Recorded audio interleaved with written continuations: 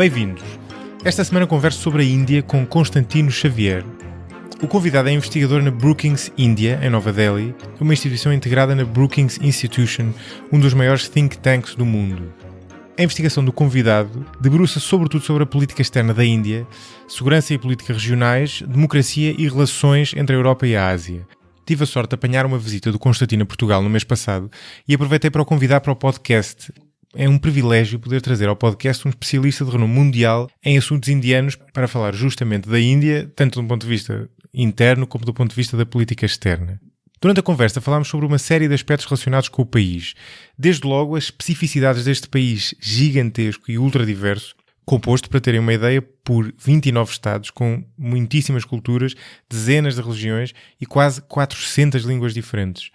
Claro que não podíamos deixar de falar da política interna do país, que tem sido agitada nos últimos anos, com a exceção do partido do atual primeiro-ministro, o carismático Narendra Modi, e a vaga de nacionalismo hindu que lhe tem estado associada e que é um dos grandes desafios à unidade do país, como o Constantino salienta. Aliás, estão agora na Índia a decorrer as eleições gerais, um processo verdadeiramente hercúleo, não só em dimensão, é a maior democracia do mundo, como também em duração, visto que dura, vejam só, desde 11 de abril e vai estender-se até ao próximo dia 23 de maio. Falámos também da China, claro, um tema praticamente incontornável hoje em dia, quando se analisa e discute a Índia no contexto internacional. Por um lado, a China representa para a Índia um modelo invejável do ponto de vista do desenvolvimento económico, mas é também cada vez mais uma ameaça ao domínio que a Índia estava habituada a ter nos países da sua vizinhança, que são mais pequenos e menos poderosos, e em muitos casos mesmo muito mais pequenos e menos poderosos. Para além disso, as próprias culturas e filosofias em termos de política internacional são muito diferentes entre os dois países, algo que é visível também nas diferentes abordagens que cada um toma, quer à política, quer à cooperação em fóruns internacionais. Finalmente, como não poderia deixar de ser, falámos também do Paquistão, a eterna dor de cabeça dos governos indianos. As relações entre os dois países têm sido ultra tensas, para usar um eufemismo, desde a partição da Índia Britânica em 1947, há mais de 70 anos, e a independência dos dois países que se separaram juntamente com o Paquistão Oriental, agora Bangladesh. E pronto, vamos à conversa. Uma última nota para o som, que infelizmente é irregular. Tive um problema técnico que leva a que o som, durante os primeiros de cerca de 18 minutos e meio, seja de pior qualidade. A partir daí, volta à qualidade normal. Boa conversa. Constantino, bem-vindo ao podcast. Como estava a dizer, vamos falar da Índia, de várias coisas, entre as quais política externa, mas acho que tem piada, quer dizer, não faria sentido, tendo em conta a tua história, não começarmos também por falar na cultura do país e no que é para alguém que é português, embora tenha ascendência goesa, não é? Mas que para todos os efeitos será no máximo uma subcultura indiana, de repente emigrar para a Índia e viver para a capital, para Nova Delhi.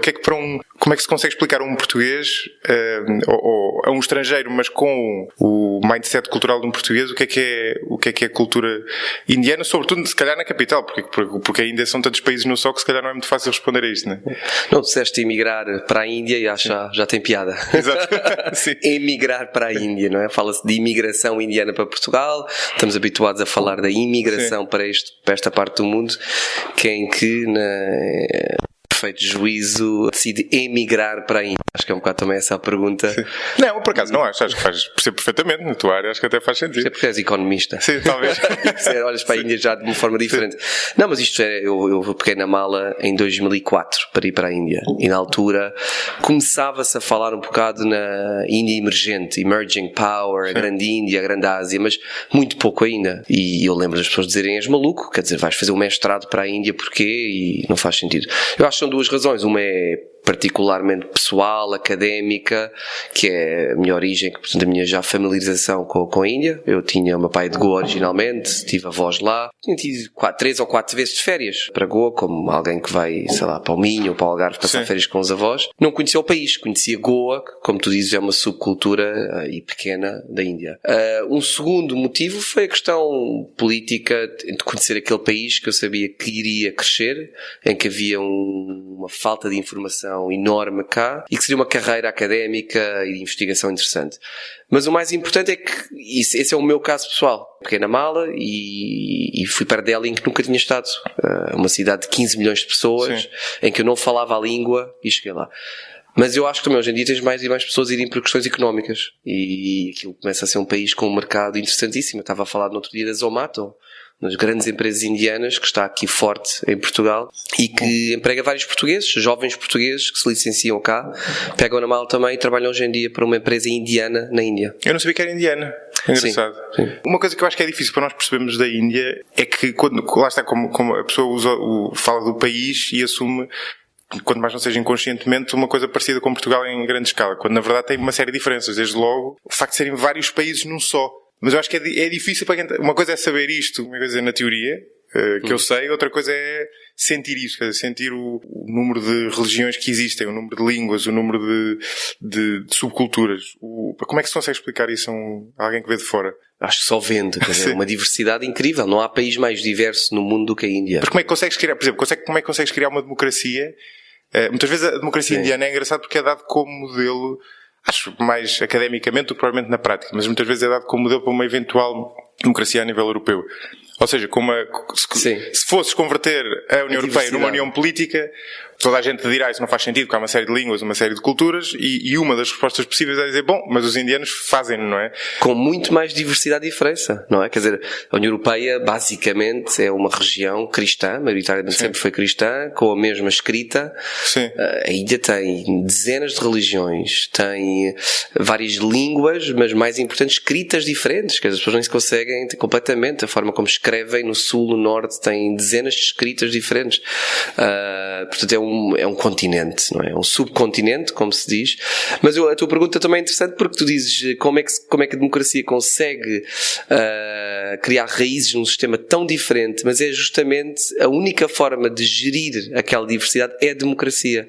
Portanto, não é uma fraqueza, mas eu acho que é, aliás, a única forma de incluir pessoas tão diversas é dar a liberdade às pessoas política de exprimirem, de escreverem na língua em que querem, de falarem na língua em que quiserem, de exercerem a religião e terem liberdade religiosa que não têm em muitos outros países. Sim. E portanto foi isso, acho que é esse o mesmo elemento agregador de que é um milagre da democracia fora do Ocidente. Sim.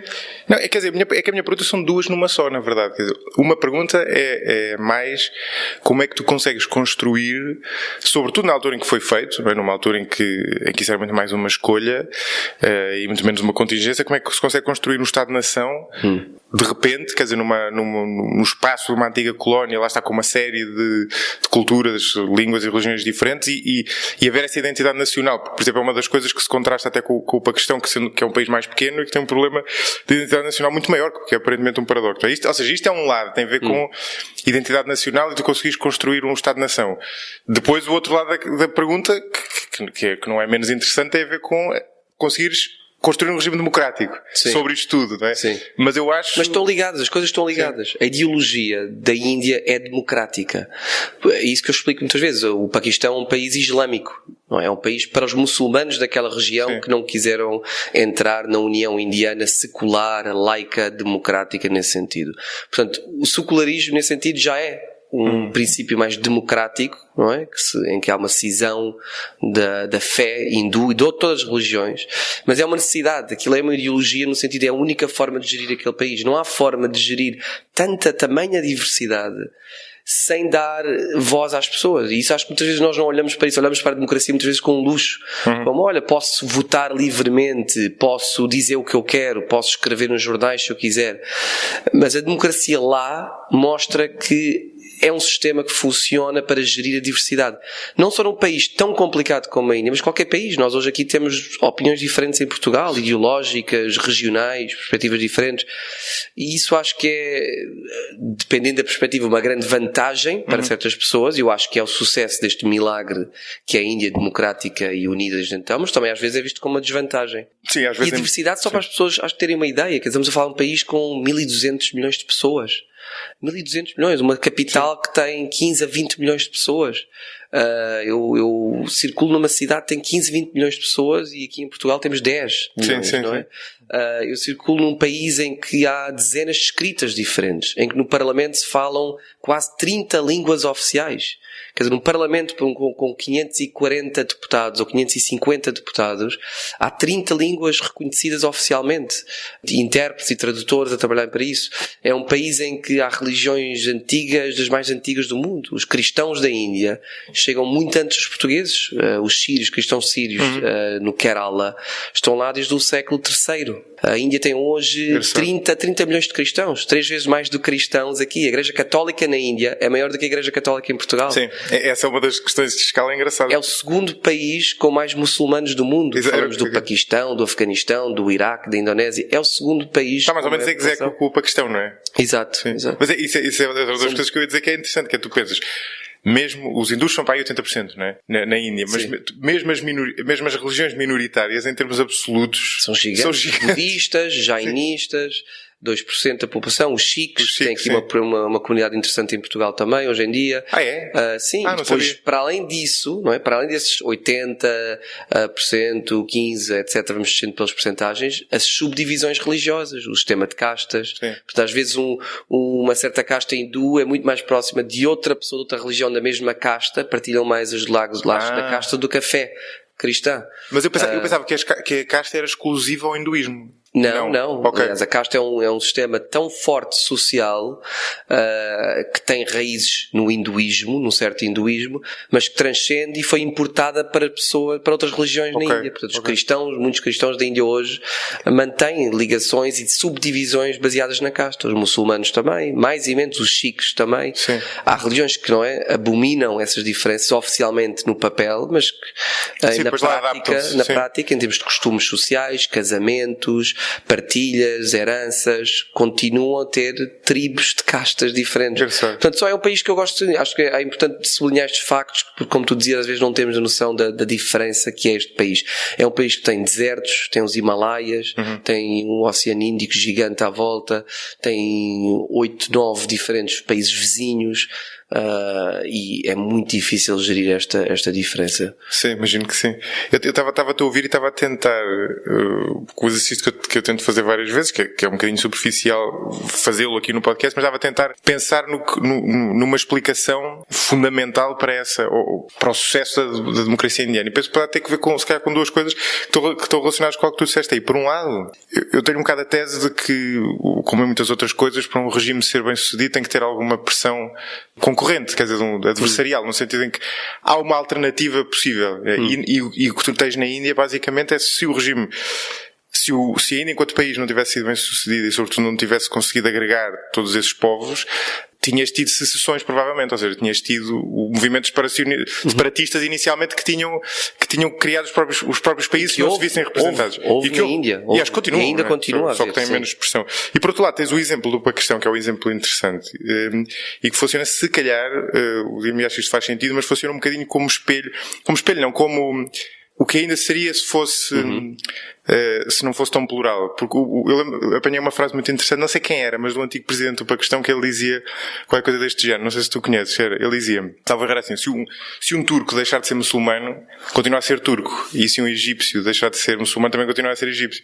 Mas se um paquistanês deixar de ser muçulmano, torna-se indiano. Eu achei muita piada a frase. Não é essa a origem do país. Sim, exatamente. Ou seja, o que ele dizia, no fundo, é um problema de identidade nacional, porque ela está absolutamente associada à religião. Ou seja, aquilo no fundo é o que tu dizias há pouco, é o país da comunidade muçulmana que existia na Índia, embora hoje em dia, lá está, depois houve aquela imigração inicial, não é? De um lado para o outro da fronteira, mas hoje em dia, depois julgo que terá havido uma série de nova imigração de muçulmanos para a Índia, portanto acabas por ter uma comunidade que já é idêntica de um lado e do outro, mas acabaste por ter uma associação da religião à identidade nacional que significa que se uma deixar de existir, a outra cai.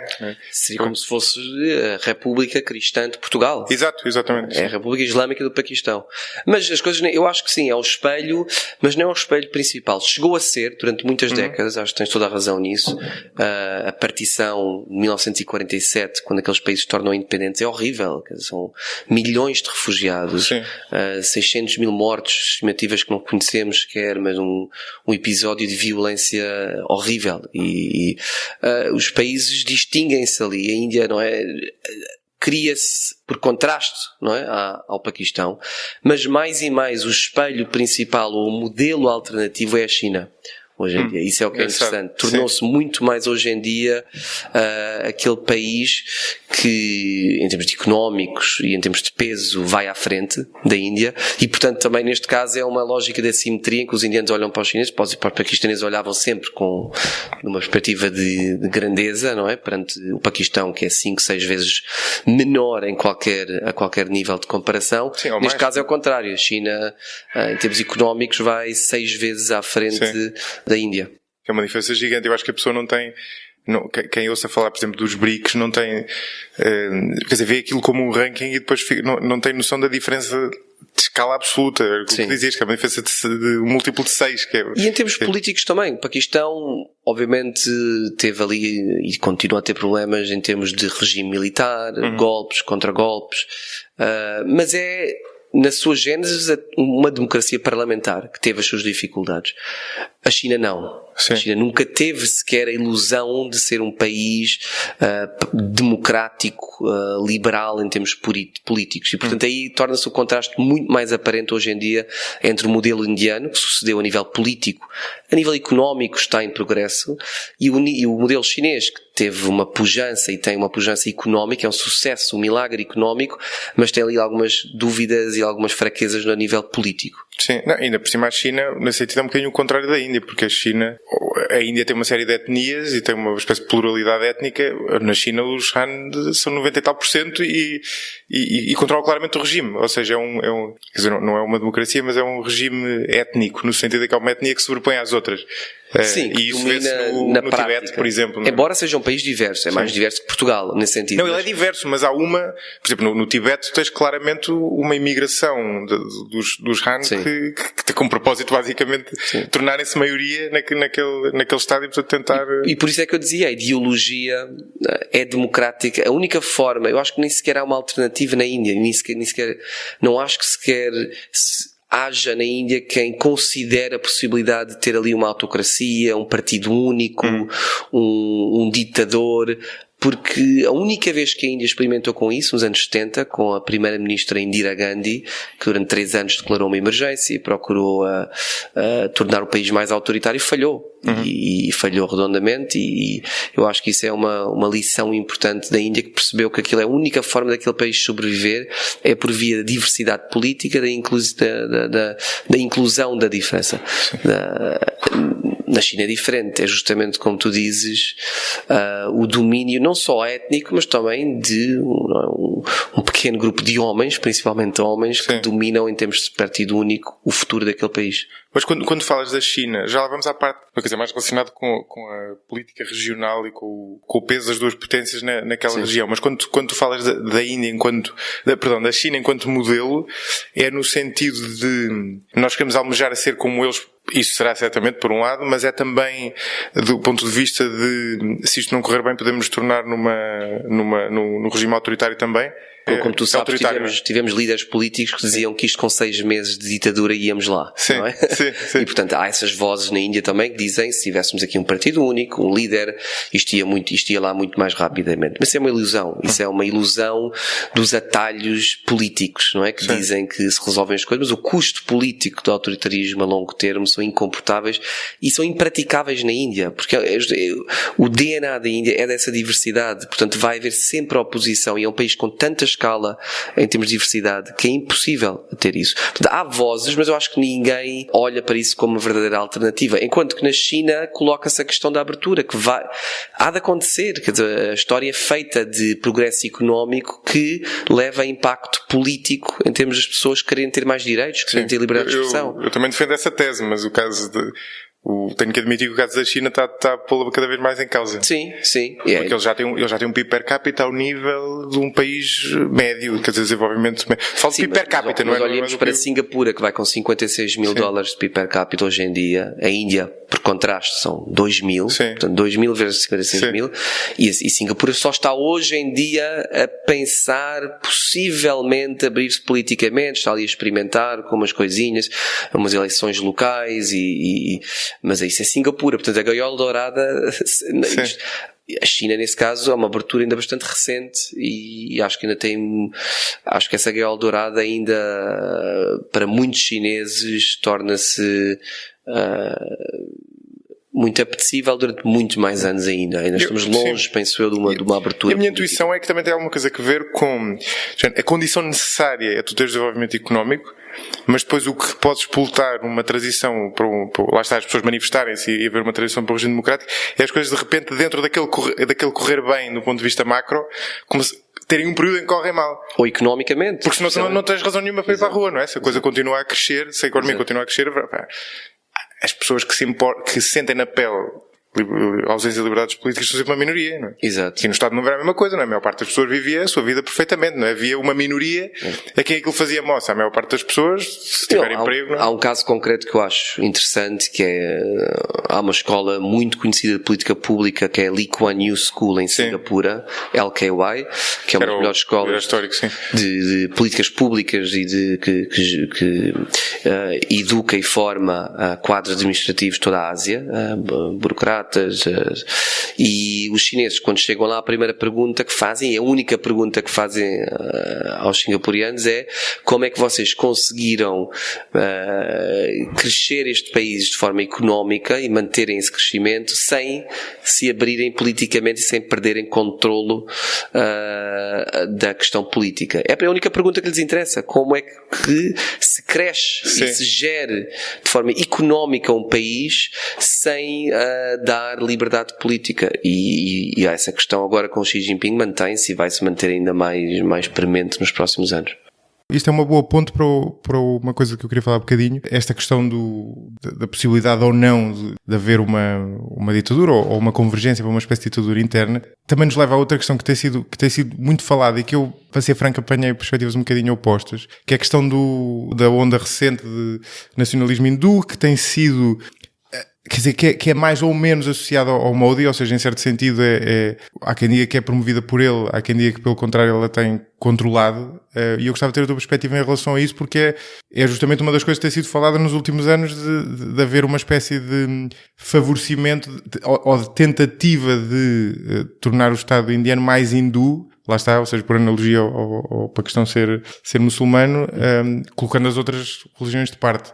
Eu apanhei muito isto nas notícias, mas não sei como é que alguém que lá está, sobretudo quer dizer, estudando sobretudo de política externa, mas não deixando de estar atento à política interna, até porque uma coisa influir sobre a outra, como é que tu vês isso? Eu acho que só para pôr a questão em contexto, há dois grandes partidos na Índia, o Partido do Congresso, que todos conhecemos do Nehru e da família Gandhi, e temos o partido BJP, que é o Partido Popular Nacionalista Indiano. Agora, em 70 anos de democracia, o Congresso esteve à frente do país, provavelmente 60 anos, portanto, ou 50, 60 anos, foi o partido que dominou a política, praticamente muitas vezes como partido único. Um grande partido agregador dessas diversidades e diferenças, etc. E estamos a assistir a uma bipolarização agora do sistema partidário, com um partido centro-esquerda, Congresso, e um partido centro-direita, que é o BJP, atualmente no governo desde 2014, sob liderança do Narendra Modi, primeiro-ministro atual. E o que é importante perceber para as pessoas, eu acho que sim, há sempre essa perspectiva, muitas vezes muito politicamente correta aqui no Ocidente, de que há aqui um partido chauvinista, extremista, radical, etc. Eu olho para a questão de forma diferente. Uma democracia tem que viver de forma saudável com a oposição e com pelo menos dois partidos, pelo menos, não é? Se não mais, que se anulam ou que se complementam e que se criticam, etc. O Partido Nacionalista, o BJP de Modi, dá voz a uma nova geração de jovens indianos que não se revêem no Partido do Congresso e nos seus valores. Essa é a realidade hoje em dia. É esse o mandato que foi dado a Modi, principalmente económico, num país que só se abriu há 20 anos, 25 máximo anos, de forma real em termos económicos, e portanto hoje em dia temos uma nova geração de jovens indianos que não são das elites tradicionais, que querem uma Índia mais forte, uma Índia mais assertiva e que, acima de tudo, querem empregos. O governo indiano atual, para realizar de forma mínima os imperativos da economia indiana, tem que criar 1 milhão de novos empregos por mês nos próximos 5 anos. Eu repito isto, 1 milhão de empregos novos por mês nos próximos 5 anos. Para incluir não é? Um dos países mais jovens do mundo, e estes jovens estão a entrar no mercado laboral e que querem ser parte deste, não é, milagre económico da Índia. Isso, portanto, traduz-se numa agenda económica, mas também nacionalista muitas vezes, de proteção, protecionismo e de identidade. Porque muitas vezes o país teve sempre uma relação de conflito com o seu antigo colonizador, a Grã-Bretanha. O país é democrático por causa, estranhamente, do colonialismo britânico. O país tem os valores, a língua inglesa, as instituições que tem por causa dos britânicos. Portanto, falta ali alguma identidade local e nacional.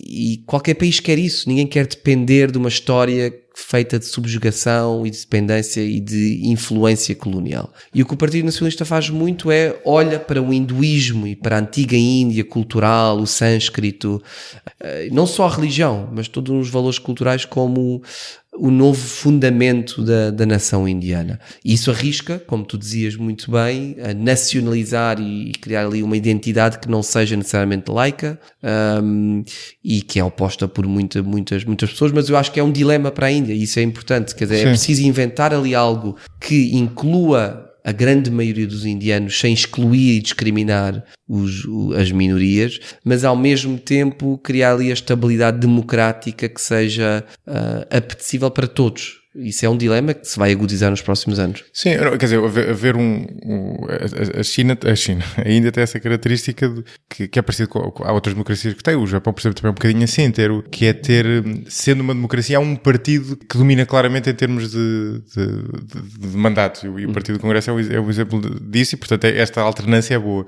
No caso do Modi e do nacionalismo hindu, ou o que lhe queremos chamar, o problema se calhar tem a ver com aquilo que estavas a falar há pouco, não é? Ou seja, como é que tu mantens essa pluralidade se fizeres convergir a identidade nacional no sentido de uma das religiões, não é? É esse o desafio. Isso vai ser muito difícil de estar a querer atenção, porque o que efetivamente está a acontecer é que há um grupo que não é novo, um movimento, uma ideia da Índia, que vai contra essa ideologia democrática e inclusiva, que diz que há aqui um lugar especial para os hindus. Sim, mas a questão é, o Modi é ou não parte dessa ideologia? Essa questão é que eu não me percebo muito bem. Sim, está ligado a uma família política, a uma interpretação da história indiana, que dá um lugar especial ao hinduísmo e a certas religiões. Agora, em que grau é que isso se traduz depois em políticas públicas, em alterações constitucionais? Depende do regime, não é? Depende do regime, e é um debate em curso na Índia, e de caso a caso poderíamos agora discutir várias alterações à lei dos refugiados, que dá, por exemplo, acesso especial a hindus de outros países para voltarem à Índia,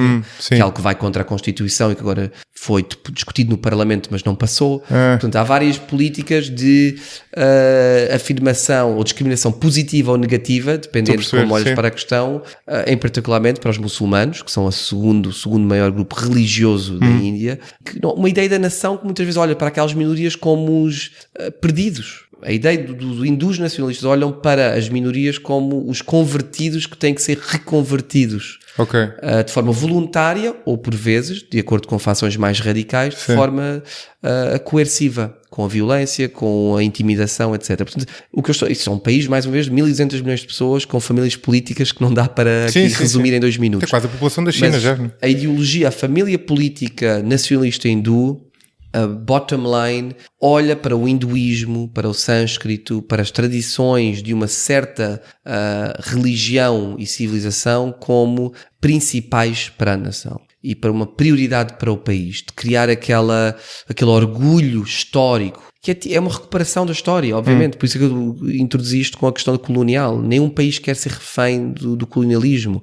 Nenhum país quer dever a sua existência a uma potência colonial. E isso muitas vezes acontece na Índia.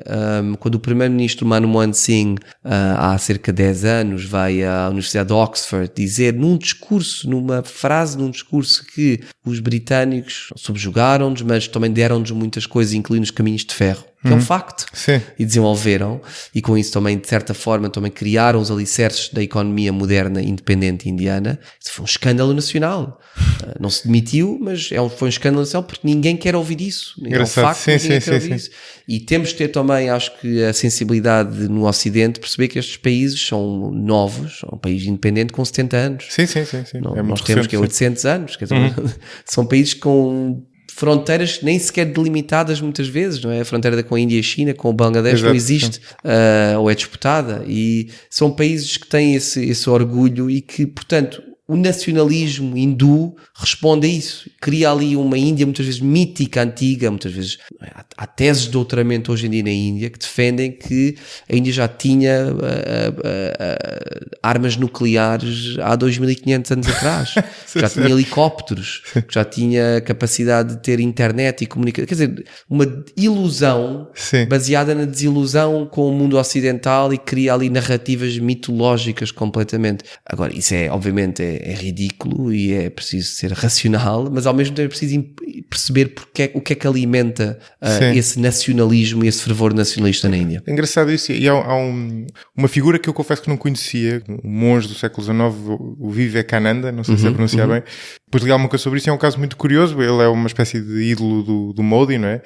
E é uma espécie de precursor dessa visão, que é mais do que nacionalismo hindu, é uma visão quase mirífica em relação ao hinduísmo, um bocado como nós tínhamos aqui.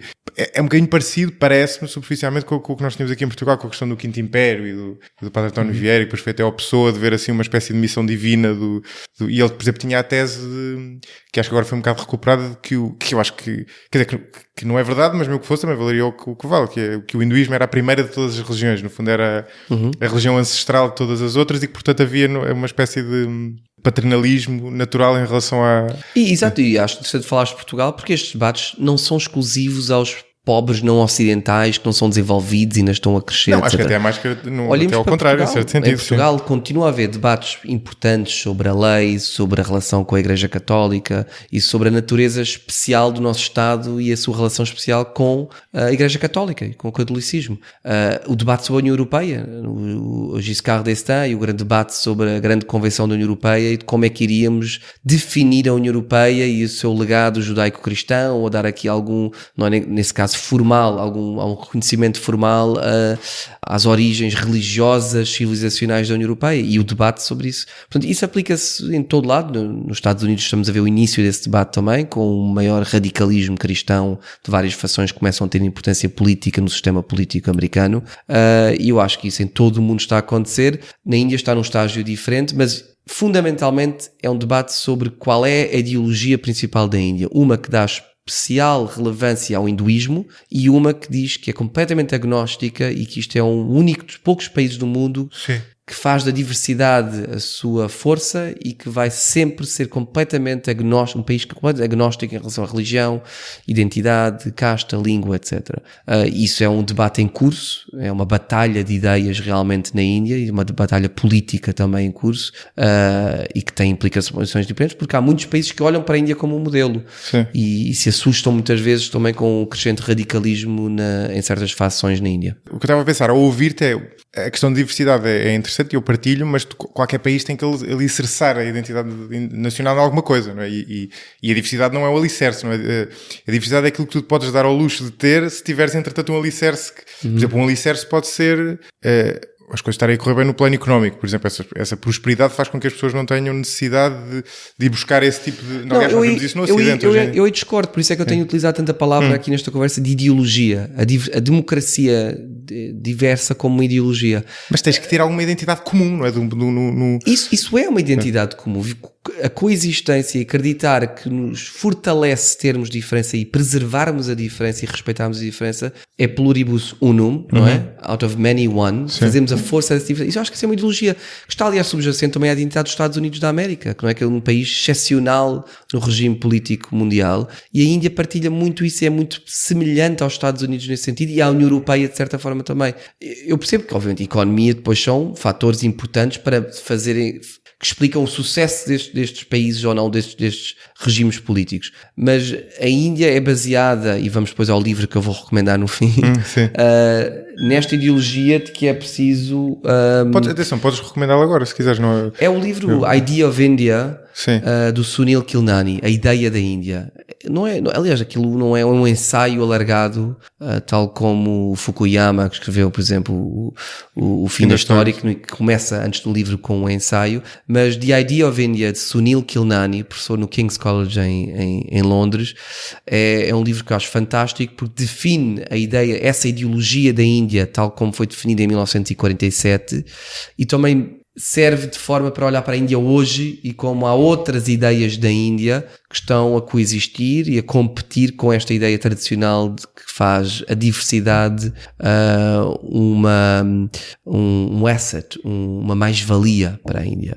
E não, eu acho que isso é importante salientar, porque nós olhamos, como dizia, muitas vezes para a democracia como algo transacional e muito técnico. E um luxo, não é? Dizias no início. Sim. Agora a Índia vai a votos neste mês. São 900 milhões de eleitores. 900 milhões. E aquilo não se esgota ali naquelas 4 semanas, porque são eleições ao longo de 4 semanas.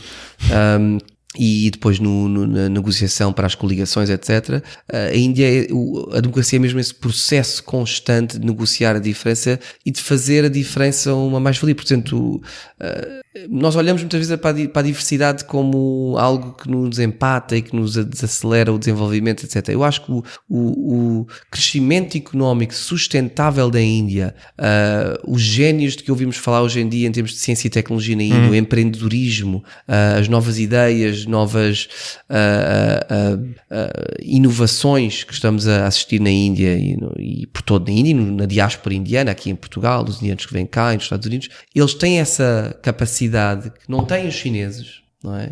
Hoje falamos das grandes multinacionais procuram os indianos porque sabem que conseguem nos indianos diversidade de perspectivas, capacidade de retórica, de discutir, de argumentação, de inovar, de pensar para além daquela box e da forma tradicional de fazer as coisas. Isso vem desse meio em que eles crescem, em que têm que falar com colegas nas aulas, nas escolas, que são de uma cultura completamente diferente, que tens ao teu lado um miúdo que fala uma língua diferente, de uma casta diferente, de uma região diferente, de uma tez física completamente diferente. Portanto, estás constantemente exposto à diferença. E isso testa-te e obriga-te a encontrar formas de gerir a diferença e de construir pontos com diferença, que não existe em nenhum país, tanto como na Índia. Nenhum país do mundo tem essa constante diferença que te obriga a inovar e a moderar muitas vezes as tuas próprias ideias muito fortes. Sim, não, é engraçado dizer isso, sobretudo a comparação com a China, que tem um sistema muito formal, quer dizer, quase estanque, um sistema que eu lembro, por exemplo, os chineses,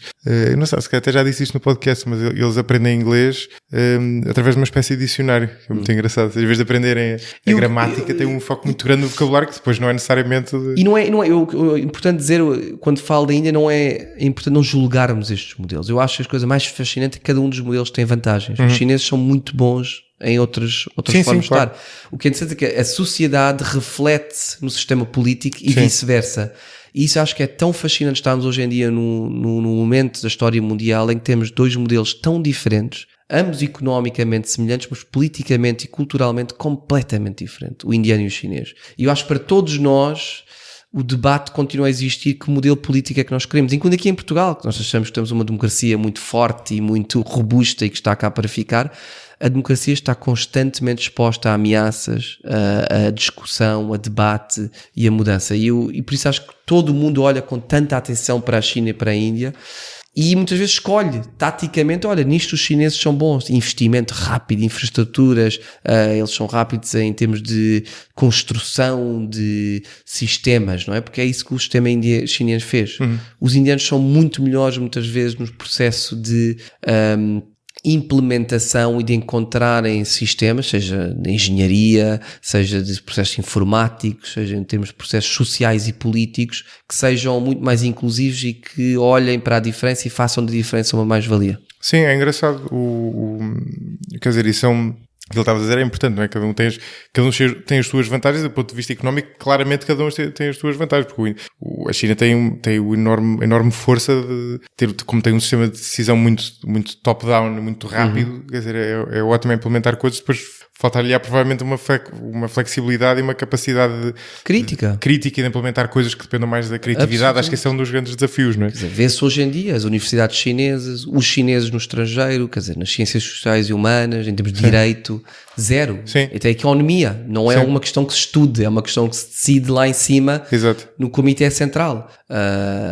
E, portanto, essas áreas são completamente negligenciadas pelo Estado chinês e muitas vezes eu acho que refletem esse sistema político, enquanto na Índia temos, não é, filósofos, pensadores, engenheiros, economistas do melhor do mundo. Cientistas também, obviamente, mas até a forma de fazer ciência é muito diferente na Índia do que na China. E é frustrante. Eu estudei em universidades e dei aulas em universidades americanas e nota-se isso. A abordagem chinesa dos estudantes chineses que não conseguem sequer compreender o valor de fazerem perguntas. A pergunta faz-se porque se tem que fazer 3 perguntas por semestre, não é? E porque é uma obrigação no melhor dos casos. O indiano vive da pergunta. O indiano é a definição de uma pergunta. Está constantemente a perguntar, a questionar, a tentar explorar. Eu acho isso interessante quando estudo com os chineses. Quer dizer, os chineses querem que lhes digas muito claramente é isto que vais estudar, é isto que precisas saber. Os indianos muitas vezes também, cientistas, também há essa vertente na Índia, a robótica da educação, mas por norma o indiano sempre retórico, argumentativo, out of the box. Olá! Gostam do podcast? Se quiserem contribuir para a continuidade deste projeto e juntarem-se assim à comunidade de mecenas do 45 graus, podem apoiá-lo através do Patreon desde 2€ por mês. Visitem o site em www.patreon.com, escreve-se patreon/45 graus por extenso e vejam os benefícios associados a cada modalidade de contribuição. Desde já, obrigado pelo apoio, mas para já voltamos à conversa. É engraçado fazer a ponte daí para a política internacional, porque a China, aliás, já foi até um tema do episódio do podcast, a China tem tido teve um peso económico progressivo que agora se está a refletir também muito em termos de peso político, de peso geopolítico, isto é, e tu vês perfeitamente a China a ter uma atitude cada vez mais assertiva, sobretudo na expansão no chamado Mar da China, não é? Tudo que está ali próximo dos Estados vizinhos, e alguns dos quais são mais próximos ainda da Índia, e já lá vamos, e percebe-se que há uma visão... Quer dizer, há uma estratégia geopolítica clara dos líderes chineses. No caso da Índia é engraçado compará-la porque, por um lado, obviamente que existe para os efeitos existe um poder de fogo diferente, não é? Em termos de plástica económica, a economia é 1/5 da China, e mesmo em termos de poderio naval, por exemplo, está atrás, o que é normal. A minha dúvida, e fiquei com essa curiosidade quando estava a preparar a conversa, é se existe também uma filosofia diferente de agir internacionalmente. Ou seja, por exemplo, o Modi é muitas vezes descrito como até por comparação a líderes anteriores, como um tipo ultra pragmático, não é? E racionalista na política internacional, e um bocado cortando com aquela escola que vinha dos países não aliados, não é? Do modelo não intervencionista. E assim era diferente, ou seja, havia uma filosofia diferente. Hoje em dia existe para além de haver um poder como é que eu ia dizer, um nível de capacidade de intervenção internacional diferente entre a China e a Índia, existem filosofias diferentes também? Sim, eu acho que o regime político doméstico daqueles países reflete-se na forma como agem com as escolhas que fazem a nível externo. Pelo menos isso eu acho que temos prova histórica, tal como os indivíduos, os valores que eu tenho pessoalmente, por isso é que eu acho afetam a forma pergunta, como eu interajo com a minha sociedade e as pessoas à minha volta, se eu acredito em certo... E o mesmo vale para os Estados. A forma como os Estados estão organizados internamente, democracias ou não, afeta a forma como pensam o mundo, olham para o mundo e agem externamente. Agora, isso não é determinativo no sentido, acho que há claramente, na Índia também o realismo, tal como na China, e gosto de fazer este prefácio, se eu fosse chinês ou estivesse na liderança da República Popular Chinesa nos últimos 20 anos, teria feito exatamente o mesmo que eles fizeram. Portanto, eu acho que é uma lição em termos de estratégia mundial que os chineses têm feito, souberam esperar durante 30, 40 anos, souberam criar os fundamentos económicos do país, conseguiram interligar-se economicamente com o resto do mundo, que lhes dá um poder de coação sobre outros países e economias mais pequenas que nós vemos hoje na Europa, aqui em Portugal, mas também no Sri Lanka, no Japão, nos Estados Unidos, como vemos na guerra comercial com o Trump, mas conseguiram interligar-se economicamente, silenciosamente com o resto do país, não falando de política e também sofrendo humilhações os Estados Unidos várias vezes humilharam a China nos últimos 20 anos em termos de quesilas militares, a questão do Tibete, e nós glorificarmos e recebermos o que é efetivamente um dissidente e separatista, ou foi durante muito tempo tibetano, que foi aqui recebido e premiado deste lado do mundo.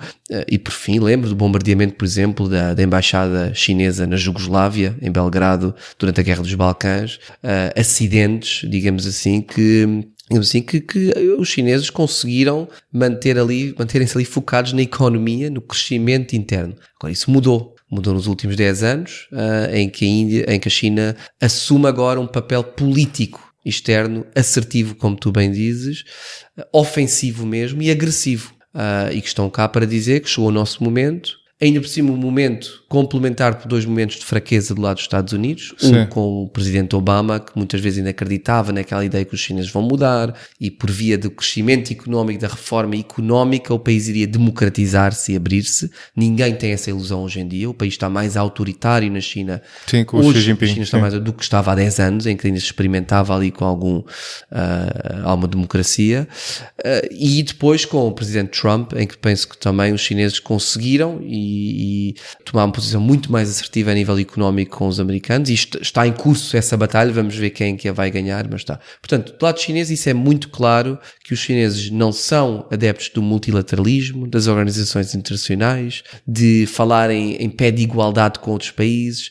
Não estão os diplomatas chineses não têm um conforto de estarem à volta de uma mesa e discutirem em nível de conferência multilateral. Vamos todos agora aqui olhar para um problema de comércio mundial, de ambiente, de alterações climáticas, vamos juntos criar uma solução. China, a grande China e as pequenas Maldivas, que são as mais ameaçadas, por exemplo, em termos de alterações climáticas. Não estão. E porquê? Porque internamente nunca tiveram essa cultura de socialização em pé de igualdade com outros. É um regime hierárquico, vertical e, nesse sentido, agressivo. Sim. A Índia, especialmente agora em termos de reflexão da sua fraqueza em relação com a China, tem muito mais a ganhar, mais uma vez, em termos de trabalhar de forma multilateral, em termos de encontrar consensos internacionais sobre várias questões globais. Isso faz a Índia um aliado e um parceiro, podemos chamar o que quisermos, mas um parceiro, um aliado muito mais interessante para outras democracias que pensam e agem da mesma forma, seja os Estados Unidos, mas também a União Europeia e os países europeus, o Japão, a Austrália e muitas outras democracias que olham com alguma preocupação para a China. Sim, a Índia, apesar de tudo, tem uma série de caminhos que pode seguir, ou seja, apesar de ter desta ameaça chinesa, tem desde logo os Estados Unidos, que tem vindo a convergir nos últimos anos, mas o Japão, como tu falavas, até a Austrália, que está mais longe, tem uma série de países a que se pode aliar pontualmente, sem nunca, se calhar não tem interesse em aliar-se completamente. Formalmente, sim. Formalmente, mas para fazer... Sobre a China, a palavra ameaça é um bocado forte. Sim. E eu tenho muitas reticências em relação aos chineses e acredito que há motivos de grande preocupação que todos devemos ter e não devemos estar sob qualquer ilusão do que os chineses chamam win-win. Ganham todos. Isto vai ser tudo fantástico e nós vamos comprar o Porto de Sines e vamos investir e vai haver empregos para todos em Portugal e a mesma coisa no Sri Lanka e em todo o mundo, e nós só queremos que o mundo cresça de forma que vamos ser só um parceiro económico. Isso é uma ilusão. A história mostra-nos que qualquer relação económica está ancorada numa relação política, estratégica e militar e cultural também. Natural. E por isso eu digo, eu não culpo os chineses, nem acho que... Agora, é um problema a China. Eu acho que é um desafio. Não é uma ameaça ainda, pode vir a ser uma ameaça, mas é um grande problema que nós temos que olhar para um problema e se quisermos decidir que é uma ameaça, e acho que em certos setores já é uma ameaça, isso é verdade, por exemplo na penetração política, na forma como consegue já ter influência política na criação de governos em muitos países, e é natural, quer dizer, no momento em que eu invisto 24 mil milhões de dólares no Bangladesh, que é o que a China fez, por comparação os indianos investem 4 mil milhões, portanto eu vou ter muito cuidado para onde é que esse dinheiro vai e para quem vai gerir aquele país, porque é o meu dinheiro e eu quero saber, é como se eu pusesse o dinheiro no banco, quero saber que administração é que aquele banco tem. E o país também terá cuidado em agradar ao investidor, não é? E muito, muito importante o que tu dizes, porque é a autocensura, que é o que se vê mais hoje em dia. Não falem mal dos chineses, ou vamos aqui fazer decisões diplomáticas que favoreçam os chineses.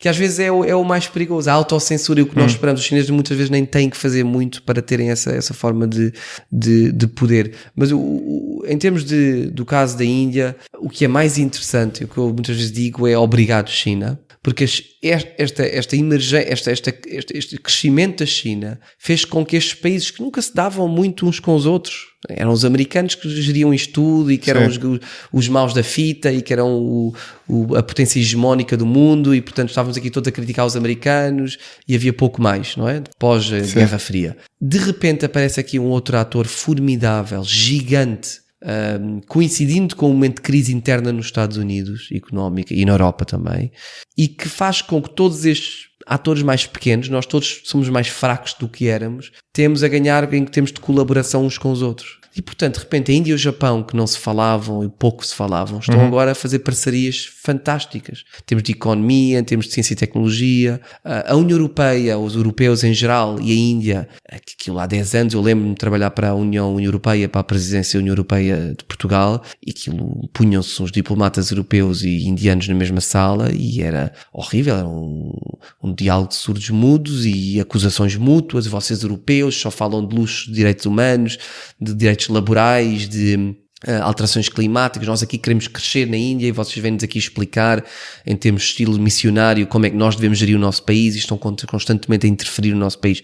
Era isso a natureza das relações União Europeia, Europa, Índia. Hoje em dia é fascinante ver 10 anos mais tarde os europeus e indianos a falarem em parcerias, e olha aqui o que é que vamos fazer que seja diferente dos chineses. E vou dar um exemplo muito concreto que eu gosto de falar muito, que é a questão dos dados e da privacidade e da regulamentação dos dados, em que a Europa agora, não é, passou uma lei muito interessante e tem isso muito bem regulamentado, da proteção dos nossos dados privados. Os dados privados que nós temos e a relação que nós temos com o governo e o Estado, de como é que o Estado gere esses dados. Eu tenho dados privados, bancários, securitários, fiscais, mobilidade, transportes que eu apanho, onde é que eu coloco os meus filhos na escola. São dados meus, privados, que eu tenho como cidadão. Agora, eu sempre tenho o interesse em dar acesso a esses dados ao Estado, que me protege de terroristas, que cria um sistema económico que favorece-me pessoalmente. E isso é uma tensão.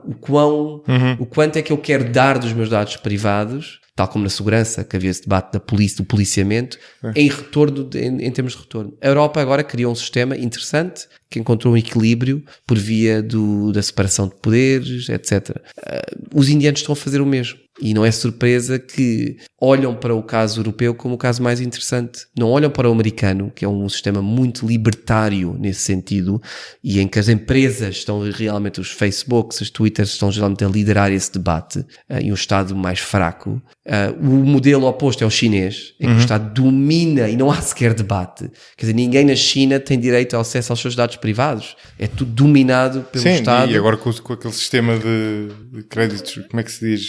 Créditos sociais. Isso, exatamente. Em que uma pessoa se comporta bem em termos de privacidade, em termos de dados, e é recompensada, e os que se comportam mal... Mas, sim. Não, e portanto, esse é o sistema oposto, em que não há debate, não há Tribunal Supremo, não há debate público de como é que vamos gerir isto entre as empresas, o governo e os cidadãos. E a Europa acho que é o sistema mais interessante para os indianos, que olham para, olha, isto é o nosso sistema semelhante, e começam agora a dizer, olha, vamos olhar para o sistema europeu como um sistema benchmark e modelo em que nós podemos seguir. Isso acho que é um caso concreto onde se vê que as democracias têm uma forma concreta de trabalhar, que requer um debate público, requer a participação das instituições judiciais e jurídicas, não é? O Supremo, os tribunais têm que ter um papel a dizer nisto. E onde as democracias estão a criar alternativas, e há um clube de países que olham para problemas de uma perspectiva democrática e inclusiva, e há outros, a China em particular e a Rússia também, que olham de forma muito diferente, autoritária, controladora, centralizadora de todas estas liberdades. Há um ponto que estás aí a fazer que é muito interessante, que é isto servir para... E de certa forma tem um bocadinho a ver com aquilo que acontecia durante a Guerra Fria, que é tu teres duas grandes potências, acabas por gerar um espaço a existência das duas grandes potências acaba por servir de enquadramento a um espaço no meio que depois permite aos países aproximar-se de uma maneira que não ocorreria naturalmente. No caso, estavas a dar o exemplo do Japão e da Índia, que tem imensa piada, a Índia e a União Europeia, e se calhar isto não seria possível se não fosse a ascensão da China, que tem piada, nunca tinha pensado nisso dessa forma. Não é, isso é natural, acho que a tendência sistémica deste mundo vai ser essa. E o mundo unipolar, ou seja, o que eu quero dizer é, o mundo unipolar, mesmo que esse polo seja mais próximo de nós, como é o caso dos Estados Unidos, não é necessariamente melhor do que o mundo bipolar ou multipolar, né? Mesmo que os outros estejam mais longe, né? Por permitir no fundo obrigar a haver um contacto que não ocorreria em condições contrárias, né? Que seriam mais complacentes. A grande diferença para mal ou preocupante hoje em dia é que, ao contrário do modelo da Guerra Fria, em que tínhamos uma batalha de modelos económicos e políticos, hoje em dia temos uma China capitalista muito mais do que a Índia. A Índia é democrática, mas é menos aberta economicamente do que a China.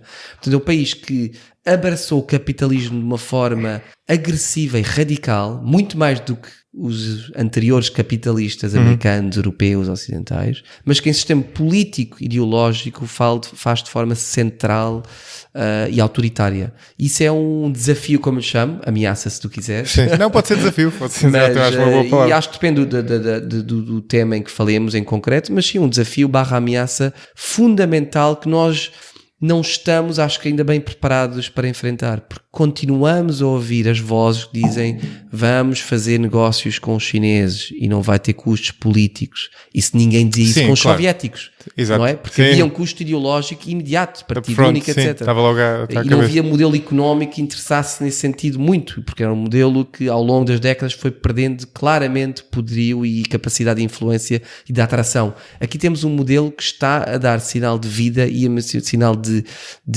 crescimento que se torna apetecível porque estamos realmente numa crise económica deste modelo que nós adotamos há 70 anos atrás. Um modelo económico que não é sustentável. E, portanto, ouvem-se muito mais vozes de que vamos fazer aqui só negócios com os chineses, acreditando ou esperando, dependendo da perspectiva, que não vai haver custo político. Eu acho que isso é uma ilusão perigosíssima. Mas eu percebo também, e temos que ser realistas, que para responsáveis do governo na Europa, vamos olhar para o caso português, que é aqui o mais concreto, como falamos aqui em Lisboa, de que é preciso crescer a economia, as pessoas querem o pão na mesa e, portanto... É uma escolha difícil, sim. É muito fácil eu, como analista e investigador, dizer aqui não façam negócios com os chineses, que isto são os malandros. Acho que não é isso que estás a dizer, é façam-no conscientes dos riscos, exato, né? Ou do preço a pagar. Exato, mas eu, infelizmente, eu acho que nem chegamos a esse debate muitas vezes, porque não temos tido um debate em muitos destes países, em particular em Portugal, sobre como é só extremos, vamos fazer com os chineses ou não vamos, e se não fizermos vocês querem viver num luxo de não fazer negócios com os chineses. Ninguém está a dizer isso, exatamente. Acho que é importante fazer essa gestão. O importante é criar um debate em que olhemos caso a caso quais são os custos a longo termo destes negócios e desta prisão económica em que nós estamos a entrar. Uma prisão económica que depois vai ter prisões políticas, culturais e de formas de como nós até gerimos o nosso sistema educacional, como falamos, como comunicamos, como temos uma imprensa livre ou não, ou menos livre. Ainda na China, mas voltando para a geografia da Índia e no fundo esse desafio que a China implica. Começa sempre a falar da Índia e vamos falar da China exato, hoje em dia. Exato, sim, é verdade. Infelizmente isso acontece. A China, quer dizer, ou por outra, a interação geográfica entre a Índia e a China é uma coisa que vem desde sempre, embora estivesse mais ou menos enquadrada a sítios muito específicos, porque felizmente existem os Himalaias que separam um país do outro, mas ainda assim tens aquela zona, há uma zona da fronteira dos Himalaias, ainda há uma... O Nepal, o Butão, exatamente. o Sikkim. Depois tens aquela província, não sei pronunciar, é o Arunachal Pradesh, exatamente, que também é um ponto de contenda. Mas hoje em dia tens, para além desse ponto de contenda tradicional, tens os Estados vizinhos, onde, sobretudo, eu nunca sei, diz Sri Lanka ou Sri Lanka? Sri Lanka. E o próprio Bangladesh, onde a China se tem intrometido. Um dos artigos que tu me enviaste, que tu falavas exatamente da questão do Sri Lanka e dos problemas de regime que tem havido, da instabilidade de regime que tem havido lá. Chinesa. E da influência chinesa. E depois tens a própria influência da marinha chinesa que começa a aparecer na costa indiana. Ou seja, que até aqui tinha uma ação muito mais próxima da costa e de repente dá a volta e começa a ser uma ameaça à Índia no próprio mar, ou seja, na própria costa. No seu quintal. No seu quintal, né? É um desafio. Portanto, para voltarmos à Índia, eu acho que para a Índia o debate é semelhante ao Portugal, ao Sri Lanka, há um incentivo a fazer negócios com a China, não é? E temos que crescer e a nossa economia depende das suas relações económicas com a China também. Aliás, a China não é o principal parceiro comercial da Índia, isso é o grande paradoxo, mas a nível político nem sequer aqueles dois países concordam onde é que é a fronteira entre os dois países e tem quesílios militares regulares sobre essas questões geoestratégicas e políticas. Portanto, esse debate é transversal a todo o mundo. Há países com mais capacidade para enfrentarem este desafio chinês, o caso da Índia, do Japão, dos Estados Unidos. Há países com menos capacidade, compreendo, o Sri Lanka e os Portugais deste mundo, mas o debate é igual e acho que quanto mais estes países em conjunto discutirem como enfrentar o desafio China e em termos de sindicatos juntarem forças, não é? E criarem mais capacidade negocial perante os chineses, melhor. Porque os chineses fazem muito simples, dividem e têm uma sucessão de acordos bilaterais com a Itália nesta semana, por exemplo, que lhes dá todo o poder negocial. É óbvio. E tem a Belt and Road, não é? Agora tem... são os patrões, é o banco principal e, portanto, tem toda a capacidade negocial. Mas quanto mais sindicalização, se tu quiseres, e conjunção e coordenação de esforços houver todos os outros países em conjunto, seja os europeus e a importância da União Europeia, que nós às vezes negligenciamos, melhor para enfrentar a China. Mas em relação à vizinhança da Índia, é exatamente a dinâmica semelhante. São países que muitas vezes quiseram escapar à órbita indiana.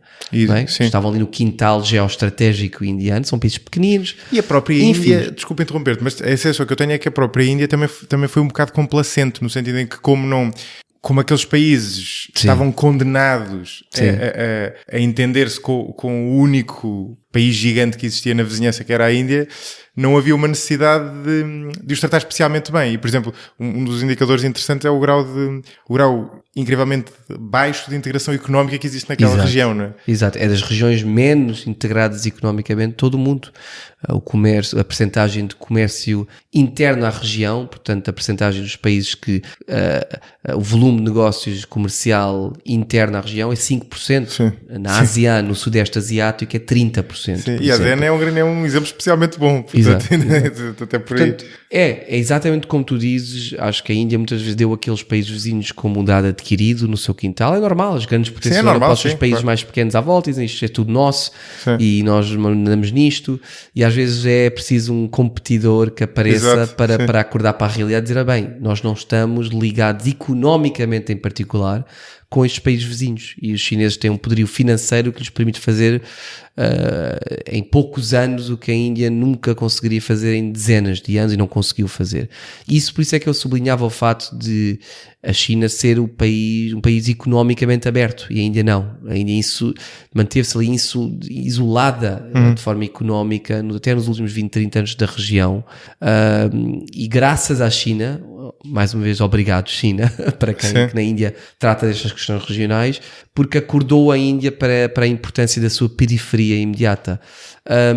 Isso é importante porque muitas vezes os países que queriam escapar à influência indiana, queremos ser mais sudeste asiático, queremos mais com os Estados Unidos, com a Europa, com a China, e hoje em dia, pela primeira vez em 70 anos, o Nepal, as Maldivas, o Sri Lanka, o Bangladesh, países pequenos, não é? Com uma população muito menor do que a Índia, estão a dizer, Índia, onde é que vocês estão?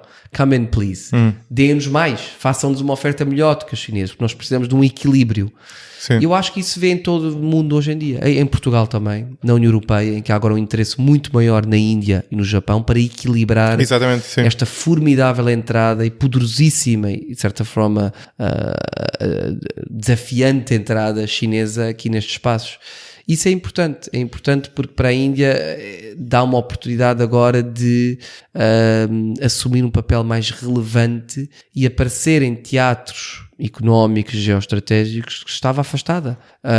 É pena que precisássemos de uma China para a Índia entrar agora com mais importância nestes países, mas vai ser muito interessante ver como é que estes países, porque a Índia por si própria não vai ser capaz de oferecer alternativas aos chineses sozinha, a curto prazo. A longo prazo, sim. A única forma de criarmos aqui um certo equilíbrio económico, político, moral mesmo no sistema mundial é coordenarmos, como eu dizia, esforços entre vários outros países não chineses, até para também pôr a pressão sobre a China para eles se reformarem. Eu acho que não devemos descortinar a possibilidade de ser impossível a China se reformar e se abrir. E, aliás, há indícios que os chineses se tornaram muito mais responsáveis nos últimos anos perante a pressão que têm sofrido. Sim. Eu acho que os chineses... estás a falar deste regime. Do regime, sim. Eu acho que nos últimos 2 anos a Belt and Road Initiative mostra que os chineses aprenderam. Aprenderam para bem e para mal. Aprenderam para mal, por exemplo, perceberam que não vale a pena só realmente atirar dinheiro para estes países e fingir que está tudo bem, esperar que tudo bem. Perceberam que é preciso ter influência política e fazer um jogo político nestes países. Isso é para mal. Porquê? Porque temos uma China que de repente está agora envolvida em termos políticos nestes países e percebeu o jogo de vamos também diversificar as nossas relações, vamos também dar-nos com todos os partidos, porque pode haver aqui isto são democracias, portanto pode haver mudanças partidárias, etc. Para bem, eu acho que eles compreenderam a importância de serem mais razoáveis nas suas negociações. Portanto, vemos hoje uma China que chega muitas vezes ao Nepal, um país pequeno, e diz: ok, temos aqui investimento, mas onde é que vocês querem colocar o investimento? Como é que vamos negociar o investimento? Olha, afinal, não vão ser só chineses a construir a barragem, vai ser mão de obra local, vamos ter aqui uma percentagem de engenheiros locais que também vão ter participação na obra. Portanto, a pressão que se fez sentir sobre a China, eu penso que está a surtir algum efeito. Isso indica que temos que continuar a pressionar a China para a maior transparência. Vemos isto no caso da Huawei, no caso da União Europeia passar agora um mecanismo que vai analisar com muito cuidado os investimentos chineses em certos setores cruciais, portos, telecomunicações, em que pode haver transferência de dados e uma violação da soberania dos países europeus muito rápida, e já houve isso.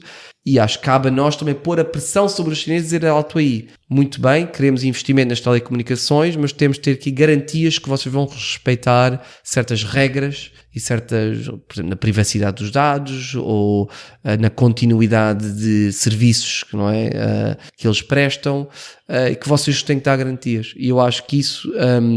não podemos também mostrar aos chineses como uns monstros que são irrazoáveis, não é? Eles vão fazer aquilo que podem, como qualquer país do mundo. Vão até onde podem. Vão onde podem. Sim. E, portanto, cabe a nós, em todos os outros países, e em particular penso eu em Portugal, para voltarmos a Portugal na União Europeia, criar as regras de jogo o mais cedo possível, porque com cada dia que passa a margem negocial que nós temos é menor, porque os chineses estão a crescer e têm maior, criar essas regras de jogo e dizer: estas são as regras de jogo de investimento ou das relações económicas entre a Europa e a China. Sim. O que não acontece, o que me preocupa no caso particular da China, e acho que existe potencial em não ser assim no caso da Índia, é que tu tens uma interação de alto nível, ou seja, seja política, seja sobretudo de investimentos, mas que não é construída sobre uma interação social entre os dois países. Quer dizer, tudo o que acontece no mundo ocidental, por exemplo, já é bastante diferente. Quer dizer, tu se tiveres tens investimento americano, mas também tens uma interação cultural e social entre os dois países. No caso da China, como não acontece isso, é muito mais imprevisível o que é que está do lado de lá, né? Quais são as intenções. Isso é muito importante, salienta novamente o papel da Índia, que é importantíssimo hoje em dia, porque é um país que partilha os valores europeus sobre essas questões e tem as mesmas perguntas em relação à China. É muito mais aberto, até culturalmente. Quer dizer, por exemplo, consumir cultura chinesa é ultra difícil. Pela língua, mas não só. Acho que é mais em termos de sistema político, em termos de abertura da forma de como olhamos para problemas e os tentamos resolver. Por exemplo, no caso dos dados, voltemos aos dados. Se quiseres armazenar dados e criar uma infraestrutura de armazenamento de dados, obviamente vais comprar servers chineses muitas vezes. Sim. Mas se quiseres criar um sistema de gestão de dados, interface de como é que os dados são depois transmitidos e de segurança de dados, os indianos vão muito à frente porque percebem a questão da privacidade e não estão a criar backdoors secretas de entrada para o governo chinês depois controlar os teus dados. E isso é importante, eu acho que é importantíssimo para tudo o que nós fazemos e para proteger a nossa privacidade. Obviamente está a ser minada não só pelos chineses, incluindo aqui por interesses privados no nosso seio, mas isso é importante porque a Índia oferece uma abertura que não existe em nenhuma parte do mundo em termos de mercado e abertura política. Sim, eu não queria acabar sem falarmos a série do Paquistão, que é outro tema ultra interessante, em certo sentido é o outro tema, quer dizer, é o tema de sempre, mas que se mantém ultra atual. Aliás, é curioso porque o Paquistão em certo sentido era um tema que por natureza nunca poderia ser encerrado, mas que se assumia estar mais ou menos estagnado numa espécie de equilíbrio não subótimo, mas para todos os efeitos um equilíbrio, e ainda no mês passado, de repente do nada acontece uma coisa que muita gente receou que pudesse dar origem a uma guerra e depois não deu. Basicamente foi um bombista suicida, salvo erro, não é? Ou uns bombistas que se rebentaram do outro lado da fronteira e de repente aquilo começa a surgir dali uma escalada entre o Paquistão e a Índia. O Paquistão reage e rapta um paraquedista indiano, salvo erro, ou uma coisa do género, e de reppe depois piloto. Sim. Acho que a situação acalmou entretanto, mas é uma fonte permanente de já houve 3 guerras, sempre a ter escaramuças. Como é que tu olhas para esse lado da fronteira? É um país que era o foco de todas as atenções indianas e deixou de ser, felizmente. Eu acho que porque aquilo é muito emocional, não é? São países que se separaram, são países que falam, regiões que falam a mesma língua divididas por uma fronteira, seja no caso de Caxemira ou no caso do Punjab, que só é religião realmente que separa, mas que houve muita violência, como eu mencionei antes, e isso acho que é acima de tudo emocional e uma questão muito difícil. Agora, é algo que prende a Índia. É algo que prende a Índia porque o Paquistão é um país que está com grandes dificuldades financeiras, é um país que tem mais a ganhar do conflito com a Índia, não é?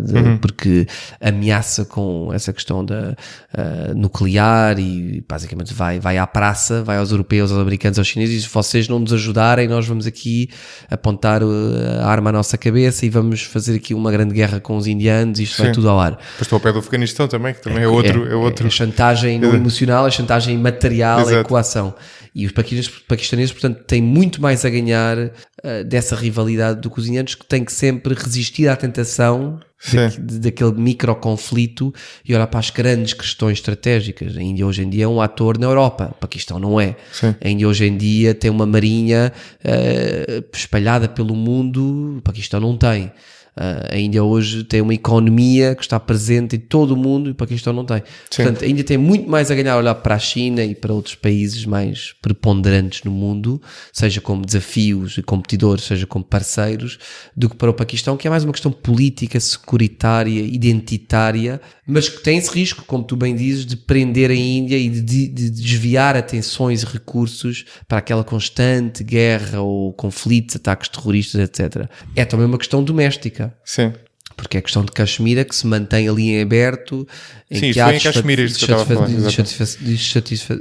insatisfação na população local, em que ainda tem feito um esforço enorme para desenvolver a região, muito mais do que o resto do país, mas continua obviamente a haver problemas. É que o maior ativo que o Paquistão tem é desestabilizar a Índia, não é? No sentido em que é o caminho...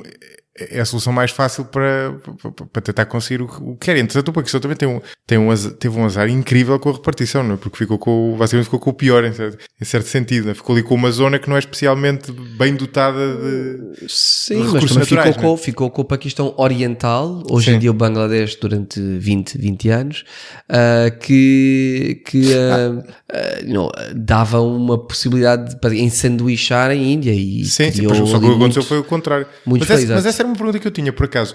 O que é que distingue, do ponto de vista da animosidade em relação à Índia, o Paquistão do antigo Paquistão Oriental, ou seja, do Bangladesh? É só o facto do Paquistão ter armas nucleares ou há uma diferença na relação da Índia com os dois? Sim, com o Bangladesh tem uma relação ótima. É? O que mostra... São muçulmanos também, não é? É curioso. Exato. Portanto, não é uma questão... Aquilo é muito mais complicado em termos identitários. O Paquistão como o Estado sucessor o Paquistão Ocidental pós-71, que perdeu a guerra com a Índia em relação ao Paquistão Oriental, que a Índia apoiou a independência do Bangladesh, porque é uma população bengali, fala o Bangla, diferente. Okay. O Paquistão é em grande maioria dominado pelos Punjabis, o Paquistão de hoje. Tem uma diversidade étnica formidável, que também leva a dissidentes e separatismos importantes, no Baluchistão, no Baltistão, em vários própria Caxemira também. Mas acho que a diferença fundamental aí é que o Bangladesh foi apoiado na sua independência pela Índia e que não é uma questão só de religião, é um fator, mas é muito mais, é histórico, é político, é geoestratégico, porque o Paquistão alinhou-se com os Estados Unidos, não te esqueçamos disso. Exato, e hoje em dia com a China mais, enquanto que a Índia se aproxima dos Estados Unidos. Portanto, às vezes há ali também questões geoestratégicas que mantiveram estes conflitos vivos. Sim, é engraçado isso, porque eu estava a pensar nisso na altura.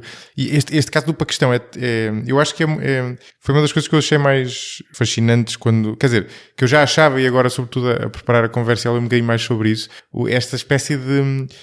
Porque essa animosidade entre a Índia e o Paquistão, lá está, vai muito mais para lá de uma questão tática ou até de uma questão da permeabilidade da fronteira.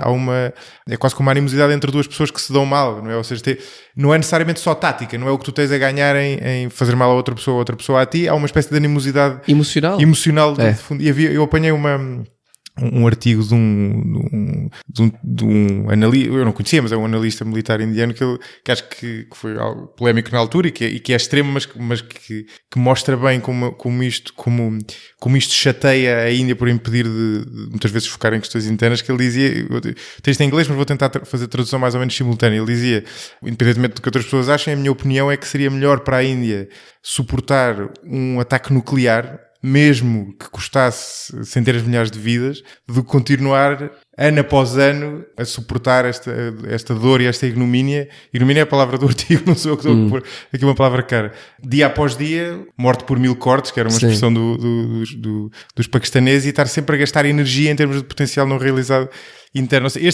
O facto de alguém dizer que pode ser melhor teres um ataque nuclear de uma vez e encerrares o problema mas não encerraria jamais. Claro que não é, mas o facto de alguém de poder ser crível alguém dizer isto mostra quão... E ser popular dizer isso. Exato. As pessoas popular, adoram. não sei se é popular. Sim, e vamos destruí-los e vamos bombardear os paquistaneses. Mas o que eu estava a dizer é, mesmo que morram centenas de milhares do nosso lado. O que ele está a dizer é que, como tem a vantagem assimétrica a Índia, o Paquistão seria dizimado, a Índia suportaria ou teria que sofrer um e custo, encerrava o problema. Mas isso que não é realístico, mas é popular porque é populista e é radical, e portanto as pessoas muitas vezes gostam, e é emocional. É emocional, e é uma solução limpa, não é? É essa a ideia, mas não faz sentido nenhum. E aliás, para a questão de deixar de prender a Índia, vai ter que haver uma normalização entre aqueles dois países. O custo da Índia não ter uma relação económica com o Paquistão por causa de questões políticas, daquele ser uma fronteira fechada, é enorme. O Banco Mundial fez um estudo no ano passado, custo dessas tais barreiras económicas na região são 6 bilhões de dólares. O fator de haver fronteiras políticas, questões étnicas e não haver comércio livre entre a região. 6 bilhões, dos quais 3 a 4 bilhões é só com o Paquistão. Portanto, esse o custo de bem-estar económico está a sofrer porque os países não se dão. Era o custo que nós tínhamos também aqui na Europa, não nos dávamos, não é? Claro. Que a França e a Alemanha estavam a dizimar constantemente em guerras mundiais e que nós resolvemos por via da integração política ou cultural. E ali o custo da guerra e da política continua a fazer-se de uma forma brutal, incluindo com a China, não é? Muitas vezes já aquilo poderia ser uma fronteira e uma ligação China-Índia, mesmo com os Himalaias, muito mais forte do que é. E não é, porque continua a ser uma fronteira disputada e militarizada. Exato, sim. E, portanto, é um mundo muito diferente que nós não esquecemos, e eu acho que é importante lembrarmos desse mundo, nós deste lado, porque nos lembra da fragilidade da Europa há 70 anos atrás, e que poderá acontecer novamente, e dos riscos e do bem-estar que nós conseguimos por via da integração, mas que não é um dado adquirido e que é preciso continuar a investir. E ao mesmo tempo é importante eles lembrarem-se ou olharem para este lado do mundo e verem as vantagens inerentes a decisões políticas de integração que evitam guerras e conflitos que são incomportáveis hoje em dia no mundo interdependente. E tu achas, por exemplo, muitas vezes o que acontece nestas coisas é que há os incentivos do regime, ou seja, de quem domina o regime e da população, ou as vontades de quem domina o regime e de quem domina a população, não são necessariamente as mesmas. Ou seja, o regime paquistanês, por exemplo, que é muito mais militarizado, por exemplo, tem um interesse óbvio em manter este estado das coisas, porque beneficia dele. A população, por exemplo, pode ver as coisas de maneira diferente. Ou não, ou isso ser tão emocional que a população acaba por estar do mesmo lado e essa animosidade é partilhada. Qual é que é mais verdade? Depende, às vezes também é a população que instiga, pois, não é? Por causa da questão emocional. Como eu digo, são milhões de pessoas que fugiram, refugiados, e deixaram tudo para trás e perderam e morreram pessoas. Foi um massacre. E portanto, às vezes depende, pode ser tanto uma coisa como a outra. Às vezes os partidos e as elites a instigarem e a mobilizarem para motivos eleitorais e partidários. Às vezes é a população que requer isso dos seus líderes e pede sangue, não é? E quer às vezes até pode piorar as coisas, não é? No sentido de ser mais imponderada. Sim, sem dúvida. Engraçado. Está bem. Constantino, excelente conversa. Obrigado por teres vindo. Obrigado eu.